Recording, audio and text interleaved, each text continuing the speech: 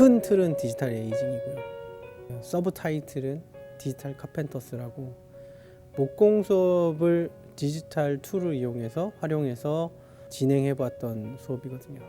거기에 디자인이라든지 이런 문화예술에 대한 부분, 목공과 관련된 문화예술, 의자와 관련된 문화예술 내용을 함께 같이 진행하는 프로그램이었습니다. 그래서 나의 의자 만들기라는 주제로 나의 의자를 선택한 이유는 그 생애 전환기에 계시는 분들에게는 이런 목공이 좀 더 아날로그적이고 조금 더 다른 디지털 미디엄보다는 자기가 봤을 때 조금 더 접근하기 편하지 않을까 이런 생각이 좀 들었기 때문에 그런 식으로 저희가 만들었던 것 같아요.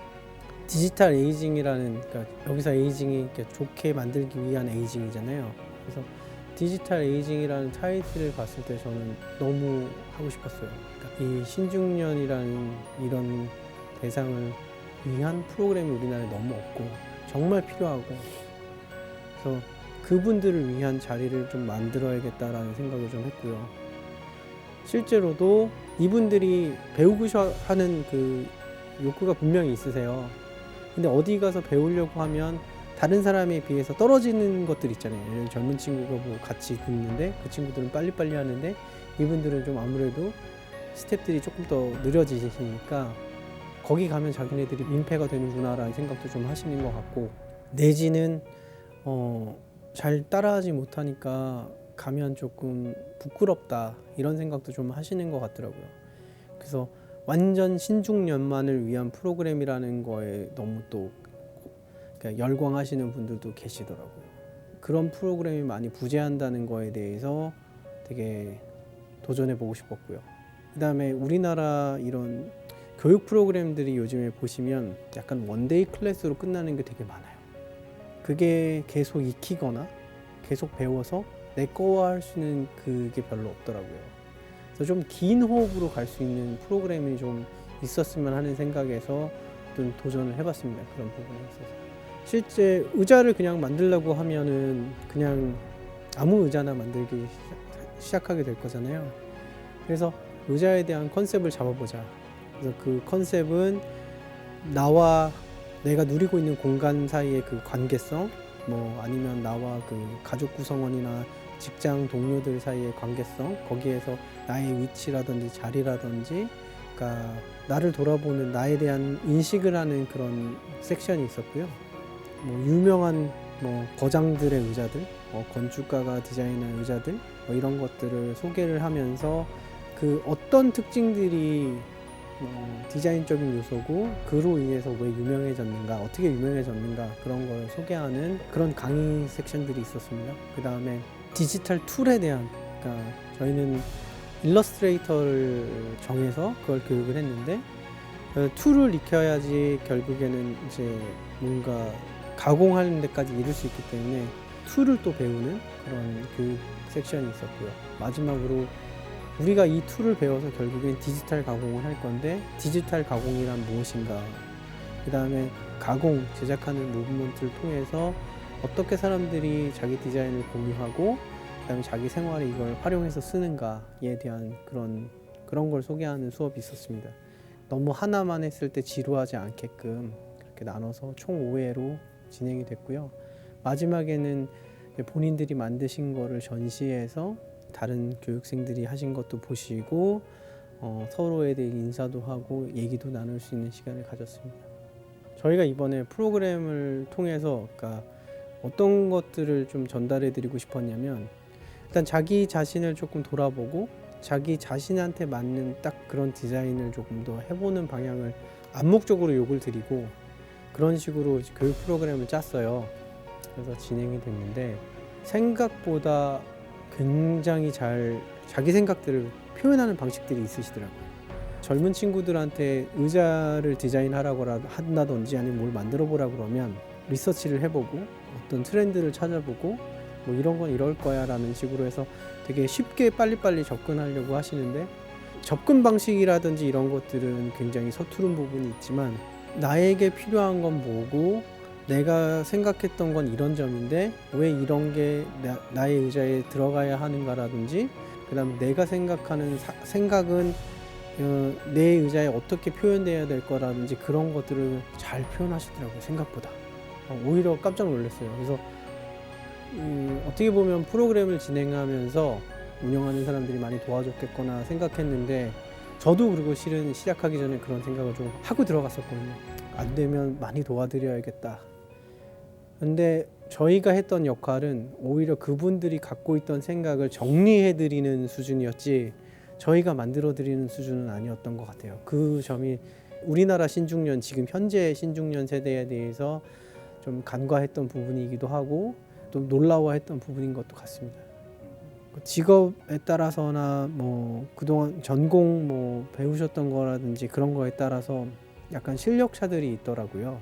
어떤 분은 조금 더 컴퓨터 사용하는 데 익숙하신 분도 계시고 어떤 분들은 아예 익숙하지 않으신 분들도 계시고 그래서 어떤 프로그램을 진행하기 전에 선수 과정 같은 것들이 약간 필요한 것 같습니다. 그런 분 예를 들어서 너무 단순하지만 뭐 프로그램 설치 같은 것도 힘들어 하시는 분들도 계시더라고요. 그래서 뭔가 선수적인 그런 시간으로 잡고 기본 단계에 계신 분들이 조금 준비가 될 수 있는 시간을 좀 갖는 그런 게 준비되면은 좋지 않을까 싶습니다. 디지털 툴이라는 거, 디지털 기술이라는 것들이 어렵지 않다. 자기가 필요하면 배우면 된다.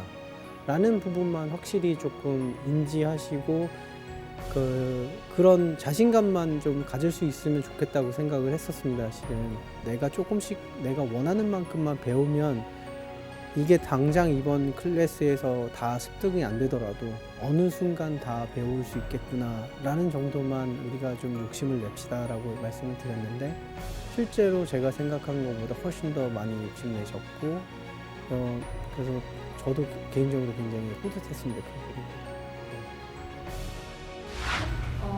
산업화 시대에 이런 첫걸음이고 모든 그 르포르 비시에라든지 이 사람들의 첫걸음은 이거였어요. 나는 수준을 내려오게 하되 약간 추나 무게감을 주어서 하자는 말씀. 네, 기본적으로 보면은 전 세계로 통하는 거잖아요. 그래서 저희가 이거 쓰는 법을 배우는 거예요.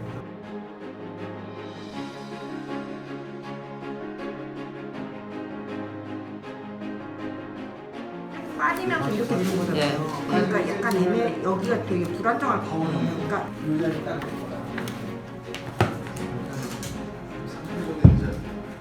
CNC로 하는 게 더 나을 수 있어요, 나무는. 이 패널은 뭔가요? 앞에 패널이요? 약간 투명하게 보이는 거요? 약간 그냥 이거는 그냥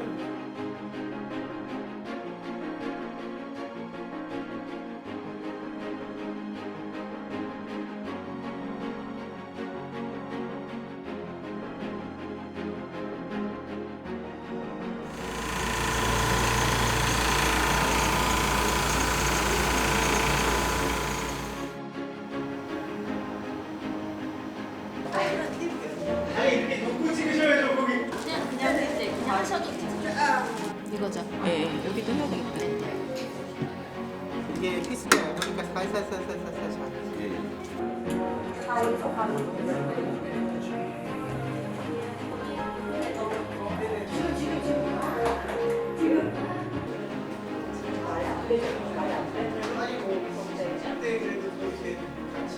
저희 또래는 보통 20세기에서 21세기로 넘어온 그런 나이대 사람들이니까 옛날에는 디지털이라는 게 뭐 그렇게 많이 존재도 안 했고 TV도 아날로그부터 시작을 했는데 근데 이제 지금은 뭐 휴대전화라든가 뭐 각종 뭐 컴퓨터 기기 각종 디바이스들이 다 디지털 기기가 너무 많은데 이거를 안 접하거나 피해갈 수는 없다고 생각이 돼요. 그렇다면은 있는 걸 적극 활용을 해야겠죠. 디지털 관련된 프로그램들이나 이런 걸 접해 보신 분들도 있으셨고 수업을 같이 듣다 보니까요. 디자인을 하기 위해서는 어떤 이런 컴퓨터 프로그램을 이용을 해야 되는데 일러스트레이터 같은 프로그램을 이용을 해야 되는데 나는 이거 만져본 적도 없다 이러신 분들도 꽤 계셨고 근데 결론은 옆에서 선생님들이 같이 차근차근 하나씩 가르쳐 주시면은 누구나 다 할 수 있지 않을까 생각이 듭니다. 이거는 체험을 하는 과정도 좋지만 결과물이 있잖아요. 결과물이 있다는 거는 엄청나게 이게 지금 자랑거리도 있고 뿌듯하고 아니면 더 나아가서 여러 개 제작을 하면 이제 누군가한테 선물을 할 수도 앞으로 있겠구나 미래에도 내가 계속 제작을 할 수가 있겠구나 하니까는 점점 자신감도 좀 늘고, 그리고 나 이런 것도 해가지고 이런 능력이 내가 몰랐던 능력이 있었네 라는 걸 발견도 하게 되고, 그러니까는 단순히 그 문화예술 쪽으로 딱 보는 것과 참여해서 제작하는 건 엄청난 차이가 있는 것 같아요.